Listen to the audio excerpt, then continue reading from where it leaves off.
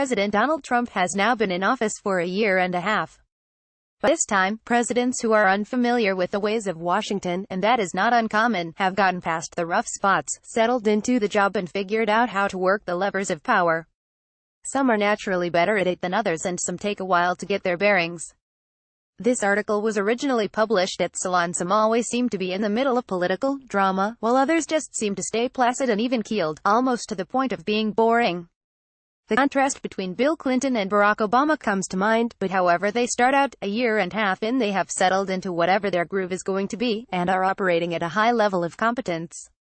It's the presidency of the United States, after all. None of that applies to Trump. He is just as incompetent today as he was the day after his inauguration, when he sent out Sean Spicer in an ill-fitting suit to defend his preposterous claim that his inauguration crowd was bigger than Obama's. In fact, he has actually gotten worse at the job instead of better.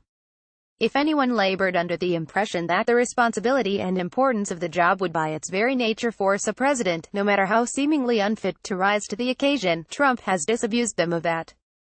Setting aside the relentless palace intrigue, which I think is unprecedented in American presidential history, and his endless insults and rhetorical excesses, Trump's inability to craft even minimally competent policy, much less implement it, after all this time is astonishing.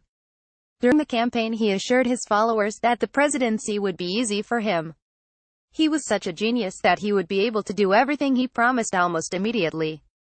7 days after his inauguration, Trump had his unctuous factotum Stephen Miller scratch out an executive order banning travelers and refugees from predominantly Muslim countries.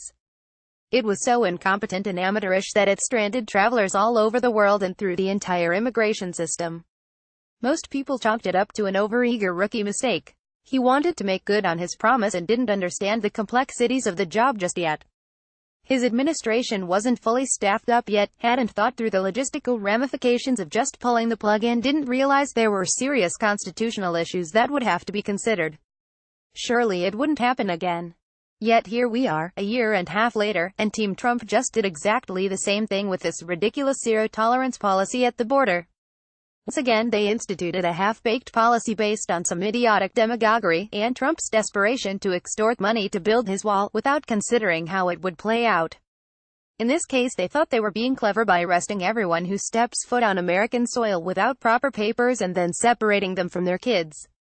They were more or less thinking, hey, we've got facilities and processes for unaccompanied minors who turn up at the border. So we'll just call these kids that and it will all be fine. But they failed to anticipate how people would react when they saw that the children coming over the border with their parents wouldn't be teenagers like most actual unaccompanied minors, but little kids, even toddlers and infants. In their zeal to enact their zero-tolerance policy, they couldn't even think through the practical and political consequences of taking babies from their mothers. Just as they didn't bother to issue clear directives to the customs and immigration people with the Muslim ban, resulting in confusion and chaos everywhere, they didn't bother to institute clear procedures for this family separation. Even something as obvious and simple as arranging for clear identification of the children and their parents, so they can easily be tracked and identified for reunification at the end of the process, was overlooked. Today, a little toddler is being asked, "What's your mommy's name?" at some shelter in Michigan while her mother is on her way back to Guatemala with no idea where her baby is. Jeff Sessions appeared on CBN News, the evangelical network, and tepidly said, "We didn't intend for this to happen." He's only got the entire Department of Justice at his disposal. How could he be expected to anticipate that there might be a problem with yanking babies from their mothers and shipping them off without any way of knowing who they belong to? He can't think of everything. Trump's executive order that supposedly rescinds the policy is just as inept. There are no clear directives, different agencies and jurisdictions are saying different things and nobody understands how it's supposed to work. What else is new? Former Bush administration staffer Elise Jordan said on MSNBC Thursday, "This is the worst political crisis that if you were just scripting would be the most horrific scenario that I could dream up." Maybe that's part of the problem.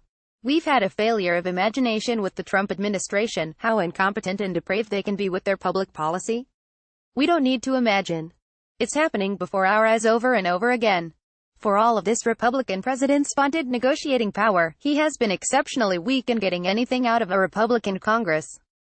They passed massive tax cuts that he didn't run on, while every other legislative initiative has become mired in infighting, largely because the president remains completely clueless about how the process is supposed to work. On Thursday, Trump tweeted this, in the middle of a hard-fought negotiation in the House over an immigration bill that might give Republicans in swing states a chance in November. What is the purpose of the House doing good immigration bills when you need 9 votes by Democrats in the Senate, and the Dems are only looking to obstruct, which they feel is good for them in the midterms?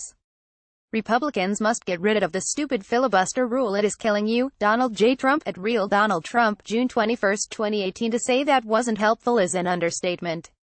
I won't even go into the massive foreign policy blunders. We all know what he's done, and he's not getting any better at that stuff either.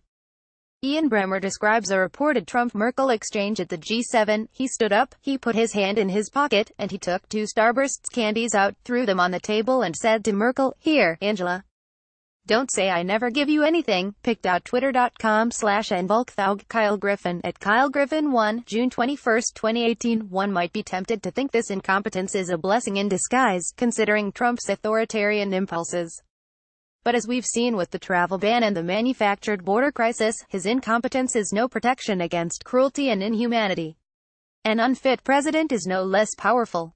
The good news for Republicans is that when all is said and done, this train wreck of a presidency will be repurposed as yet another example of how government can't do anything right.